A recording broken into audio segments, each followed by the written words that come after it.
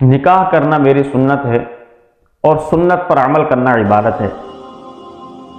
تو اب اس عبادت کے اندر ہم نے ایسی خرافات کو داخل کر لیا ہے کہ الامان والحفیظ، حالانکہ نکاح کرنا سنت ہے، سنت عبادت ہے اور عبادت پر ثواب ملتا ہے، لیکن اب ہم ثواب کمانے کے بجائے الٹا اس عبادت کے اندر ایسی خرافات لے کر آ گئے ہیں کہ وہ ثواب تو کیا ملے گا، الٹا ہم پر لعنتیں برسیں گی۔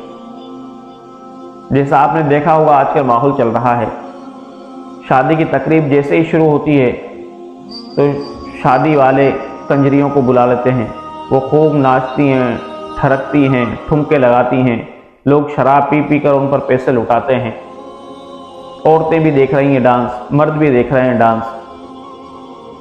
تو اس سنت کے اندر یہ خرافات آ گئی تو بتائیں اس سنت کے اندر کیا برکت رہے گی؟ اور پھر اس سے مزید آگے آپ بڑھیں تو جو لوگ بھی نکاح کے اندر شریک ہوتے ہیں الا ماشاء اللہ اکثریت جو ہے وہ نماز نہیں پڑھتی۔ میں نے ایسے لوگوں کو بھی دیکھا ہے کہ نکاح مسجد کے اندر رکھا گیا، لیکن جب نماز کا ٹائم آیا تو ان محفل والوں میں جو نکاح کے اندر موجود تھے ان میں سے کم و بیش کچھ ہی بچے، باقی سب باہر نکل گئے۔ کچھ تو اس لیے نکل گئے کہ ہم نے کاٹن کا سوٹ پہنا ہوا ہے، کہیں ہمارے کپڑوں پر سل نہ پڑ جائے۔ ارے بدبخت، تیری روح پر جو سل پڑے ہیں وہ تو بتا کہ تو ان کو کیسے مٹائے گا۔ تو نے اپنے کپڑوں کی حفاظت کی لیکن رسول اللہ صلی اللہ علیہ وسلم کے فرمان کی حفاظت نہیں کی، اللہ کے حکم کی حفاظت نہیں کی، اپنے کپڑوں کی حفاظت کی۔ کب تک تم اپنے کپڑوں کی حفاظت کر پاؤ گے؟ آخر تو مرنا ہے اور اللہ کے حضور پیش ہونا ہے۔ دلہن کو بھی دیکھیں، وہ بھی اللہ اور اس کے رسول کی ناراضگی مول لے رہی ہوتی ہے کہ جب وہ بیوٹی پارلر میں گئی 30-40 ہزار روپے کا اس نے میک اپ کرایا، تو اب وہ کہاں وضو کرے گی؟ اس لیے کہ وضو کرے گی تو میک اپ اس کا خراب ہو جائے گا، 30-40 ہزار روپے ضائع ہو جائیں گے اور اس کی خوبصورتی کے اندر کمی آ جائے گی۔ اب وہ اپنے میک اپ کو بچانے کے لیے، لوگوں کو راضی رکھنے کے لیے اللہ کو بھی ناراض کر لیتی ہے اور اس کے پیارے حبیب کو بھی ناراض کر لیتی ہے۔ وہ چاہتی ہے کہ نہ میری نماز خراب ہو جائے لیکن میرا میک اپ خراب نہ ہو۔ اب وہ میک اپ کو بچانے کے چکر میں کئی نمازوں کو ضائع کر بیٹھتی ہے۔ دلہے کی حالت کو دیکھیں آپ، دلہا بھی آج کل بیوٹی پارلر میں جاتا ہے، وہ بھی 5-10 ہزار روپے دے کر تیار ہو کر آتا ہے۔ جب اس نے بھی میک اپ کرا لیا تو اب وہ میک اپ کو کب خراب کرے گا اور کب وہ نماز پڑھے گا؟ تو یہ سنت جو عبادت تھی اور عبادت پر جو ثواب ملنا تھا، ہم نے اس ثواب کو سارے کو ضائع کر دیا۔ اب اس سنت میں ہم نے اتنی خرافات شامل کر لی کہ وہ الٹا رحمت ہونے کے بجائے اب ہم سے اللہ اور اس کے رسول کی ناراضگی ہمیں دی جا رہی ہے۔ خوبصورت بننے کے لیے، لوگوں کو خوبصورت بننے کے لیے نمازوں کو ضائع کر رہے ہو۔ اگر آپ کو خوبصورتی بننا ہے تو پھر رسول اللہ صلی اللہ علیہ وسلم کے فرامینوں کے اندر خوبصورت بننے کے نسخے ہیں۔ حضور صلی اللہ علیہ وسلم کے جو تابعی ہیں ان کے پاس نسخے ہیں خوبصورت بننے کے۔ آپ کا نسخہ جو خوبصورتی کا ہے، جس کو آپ نے 30-40 ہزار روپے دے کر حاصل کیا ہے، یہ وقتی ہوتا ہے، یہ ایک دن کا ہوتا ہے، پھر اتر جاتا ہے، پھر یہ آپ کا حسن ختم ہو جاتا ہے۔ لیکن شریعت پر جو شخص عمل کرتا ہے، اللہ رب ذوالجلال اس شریعت کی برکت سے اس کے حسن کو آخری دم تک برقرار رکھتا ہے۔ امام حسن بصری رحمۃ اللہ علیہ وہ فرماتے ہیں کہ اگر کوئی دلہن بنتے وقت اور اگر کوئی شخص دلہا بنتے وقت درود پاک پڑھتا رہے تو اللہ رب ذوالجلال اس کے حسن کے اندر اضافہ فرما دیتا ہے، اور پھر اضافہ بھی ایسا فرماتا ہے، فرمایا کہ مرتے دم تک ان کے حسن کے اندر کمی نہیں ہوتی، اور جب مرتے ہیں تو اللہ رب ذوالجلال مرنے کے بعد بھی ان کے حسن کے اندر اضافہ فرما دیتا ہے۔ تو ایک آپ نے دنیاوی میک اپ کرایا جس سے آپ نے اللہ اور اس کے رسول کی ناراضگی مول لی، لیکن ایک طرف رسول اللہ صلی اللہ علیہ وسلم پر آپ درود پڑھتے ہوئے اگر دلہا بن رہے ہیں، دلہن بن رہی ہیں، تو آپ کو درود کی برکت سے آپ کی نمازیں بھی ضائع نہیں ہوں گی، آپ کو اللہ اور اس کے رسول کی رضا بھی حاصل ہو جائے گی، لوگوں کی بھی رضا حاصل ہو جائے گی۔ لیکن آپ اگر اللہ اور اس کے رسول کو ناراض کرو گے تو پھر لوگوں کو آپ خوش کرو گے تو وقتی طور پر شاید کچھ خوش ہو جائیں، لیکن دل تو اللہ کے قبضے میں ہیں۔ اگر اللہ رب ذوالجلال نے ان کے دلوں کے اندر تمہارے لیے نفرت ڈال دی تو بتاؤ تمہاری خوبصورتی کہاں جائے گی، بلکہ وہ تو تمہاری برائیاں کریں گے۔ تو ہم نے اس سنت کو زحمت بنا لیا ہے۔ اب وہ 30-40 ہزار روپے کا جب وہ میک اپ کرتی ہے تو پھر اللہ کی پناہ اس کو پھر فوٹو بھی کھنچوانے ہوتے ہیں، اس کو ویڈیو بھی بنانی ہوتی ہیں۔ اب وہ شادی کی تقریبات میں محرم غیر محرم سبھی جمع ہوتے ہیں۔ اب وہ فوٹو والا کیمرہ مین وہ کہتا ہے کبھی ایسے پوز بناؤ، کبھی یوں کھڑے ہو جاؤ، کبھی دائیں کھڑے ہو جاؤ، کبھی بائیں کھڑے ہو جاؤ، اب سب دیکھ رہے ہوتے ہیں۔ تو اس وقت کیا پردے کا حکم نہیں ہے؟ اس وقت بھی تو پردے کا حکم ہے۔ تو وہ بے پردگی سے، بے برکتی سے، اللہ کی نافرمانی سے جو شادی شروع ہو رہی ہے تو اس کے اندر کیا تو برکت آئے گی اور کیا تو رحمت آئے گی اس شادی کے اندر۔ اگر آپ کو رسول اللہ صلی اللہ علیہ وسلم سے محبت ہے تو دو اصول یاد رکھیے گا کہ رسول اللہ صلی اللہ علیہ وسلم کی ذات سے آپ کو محبت ہے تو اس کے احکام سے بھی آپ کو محبت کرنی ہوگی۔ آج ہم یہ دعویٰ تو کر لیتے ہیں کہ ہم رسول اللہ صلی اللہ علیہ وسلم سے محبت کرتے ہیں، تو کیا ہم حضور کے احکامات پر بھی عمل کرتے ہیں؟ حضور علیہ السلام نے ایسا ہمیں حکم دیا ہے جس طریقے سے ہم آج کل شادیوں میں کر رہے ہیں۔ اگر آپ نے شادی دیکھنی ہے تو پھر صحابہ کرام کی دیکھیں کہ ایک نوجوان نے شادی کی اور شادی کی ٹائمنگ ایسی رکھی کہ جس میں ایک نماز بھی ضائع نہ ہو۔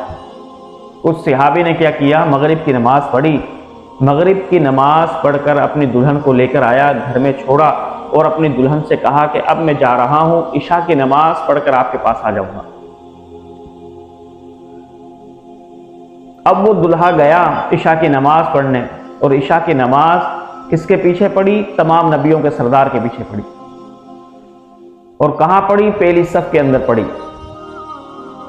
تو رسول اللہ صلی اللہ علیہ وسلم کے پیچھے اس نوجوان نے جب نماز پڑھی تو حضور علیہ السلام کی عادت تھی کہ آپ عشاء کی نماز پڑھ کر نمازیوں کی طرف چہرہ انور کر لیتے اور ان سے مسائل پوچھتے کہ بھئی کسی کو کوئی مسئلہ ہے تو پوچھو، میں اس کا جواب دوں گا۔ اور اگر کوئی نہیں پوچھتا تو حضور علیہ السلام اپنی طرف سے کوئی کلمات خیر ان کو کہہ دیتے۔ اب وہ نوجوان صحابی پہلی صف میں حضور علیہ السلام کا درس سن رہا ہے، بعض و نصیحت سن رہا ہے۔ اب آدھی رات بیت گئی لیکن اس نوجوان کو پتہ نہیں لگا۔ کیوں پتہ نہیں لگا؟ اس لیے کہ وہ تو نبی پاک صلی اللہ علیہ وسلم کی چہرے کی زیارت کر رہا ہے، تو حضور کے چہرے کی زیارت میں وہ ایسا گم ہوا کہ اس کو پتہ ہی نہیں لگا کہ آدھی رات ہو گئی۔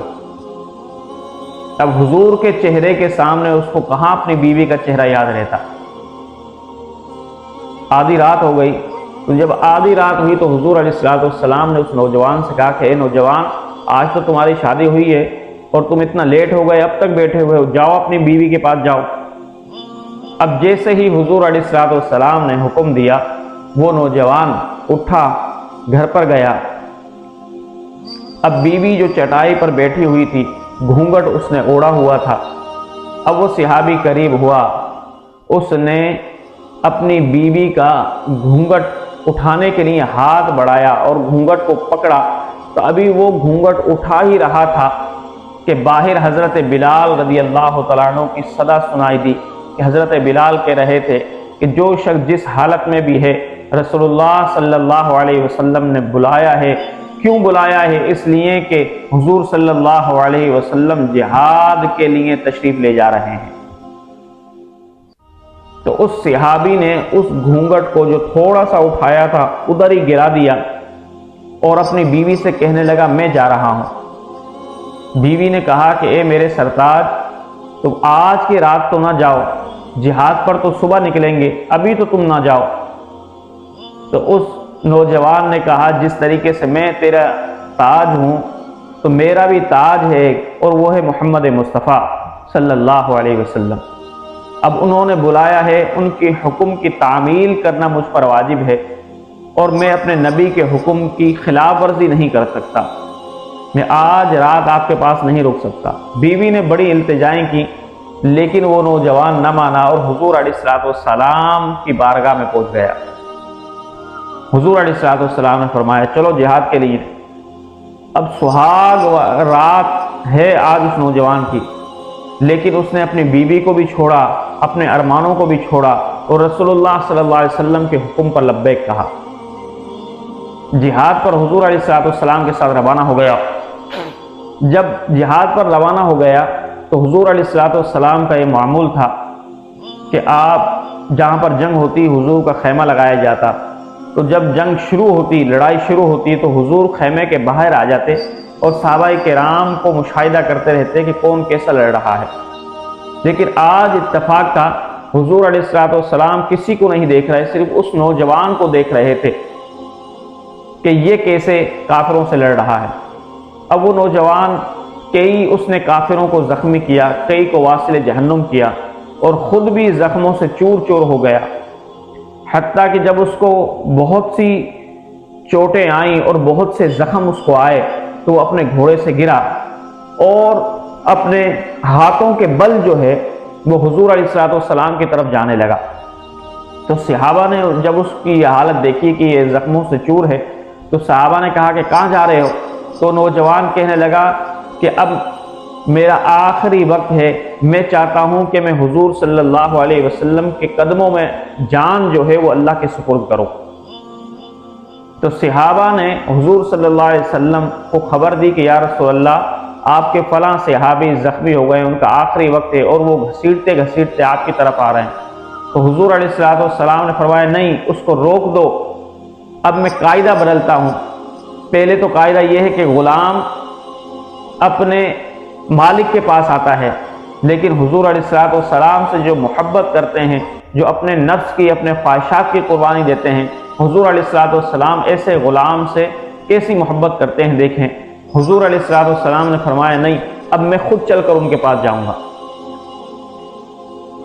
اب حضور صلی اللہ علیہ وسلم اس نوجوان کے پاس چل کر گئے اور حضور نے اس نوجوان کے سر کو اپنی گود میں لیا۔ گود میں لیا تو اس کی روح پرواز کر گئی۔ جب پرواز کری تو حضور علیہ الصلوۃ والسلام کی چشمان مقدس سے آنسو روا تھے، اور صحابہ کہتے ہیں لیکن آنکھوں سے تو آنسو روا تھے لیکن ہونٹوں پر مسکراہٹ تھی۔ ہم نے حضور صلی اللہ علیہ وسلم سے اس کا سبب پوچھا کہ یا رسول اللہ اس کا سبب کیا ہے کہ آپ کے آنکھوں سے تو آنسو روا ہیں لیکن آپ کے ہونٹوں پر تبسم ہے۔ حضور نے فرمایا آنکھوں سے تو آنسو اس لیے روا ہیں کہ میرا یہ غلام بڑا وفادار تھا، میرا یہ صحابی بڑا وفادار تھا، بڑی مجھ سے محبت کرتا تھا، تو اس کی جدائی میں یہ آنسو ٹپک رہے ہیں، لیکن مسکرا میں اس لیے رہا ہوں کہ جیسے ہی اس کی روح پرواز کرنے والی تھی 70 حوریں جنت سے دنیا کے اندر آئیں اس کا استقبال کرنے کے لیے کہ کب اس کی روح نکلے اور ہم اس کو جنت میں لے کر جائیں۔ تو دیکھیں ایسے ہوتے ہیں کامیاب دلہا کہ جو حضور صلی اللہ علیہ وسلم کی ذات سے محبت کرتے ہیں تو حضور علیہ الصلوۃ والسلام کے حکم سے بھی محبت کرتے ہیں۔ آج ہم دعویٰ تو کرتے ہیں کہ ہم حضور صلی اللہ علیہ وسلم سے محبت کرتے ہیں، تو آپ کا دعویٰ چلو مان لیا کہ آپ کی محبت سچی ہے، لیکن کیا آپ حضور کے حکموں پر بھی عمل کرتے ہیں؟ اگر حکموں پر عمل نہیں کر رہے تو پھر حضور علیہ الصلوۃ والسلام سے آپ کو کوئی محبت نہیں ہے، اپنے آپ کو بھی دھوکہ دے رہے ہیں آپ۔ کیوں حضور علیہ الصلوۃ والسلام سے محبت ہوتی تو حضور علیہ الصلوۃ والسلام کے حکموں کی خلاف ورزی کبھی نہیں کرتے، کبھی شادی کے اندر کنجریوں کو نہ نچاتے، کبھی بھی اپنی نمازوں کو ضائع نہ کرتے، بلکہ سب سے پہلے اپنے دین کو رکھتے، اس کے بعد دنیا کو رکھتے۔ رسول اللہ صلی اللہ علیہ وسلم نے فرمایا بے حیائی کرنے والا اور کروانے والے پر لعنت کی گئی ہے۔ اب شادیوں میں دیکھیں گھر والے خود بلاتے ہیں کنجریوں کو ناچنے کے لیے، اور پھر گھر والے خود بچوں کو پیسے دیتے ہیں خوب میک اپ کرو، اب وہ میک اپ کر لیتے ہیں، نمازیں ضائع کر لیتے ہیں، تو اس شادی کے اندر بھی برکت ختم ہو جاتی ہے۔ اور جو لوگ اس کے اندر بے حیائی کرتے ہیں ان کو تو گناہ ملتا ہی ملتا ہے، لیکن جو گناہ کے لیے اسباب پیدا کرنے والا ہوتا ہے جو شادی کے مینجمنٹ ہوتے ہیں، جو شادی کے گھر والے ہوتے ہیں، ان کو بھی تو اتنا ہی گناہ ملے گا۔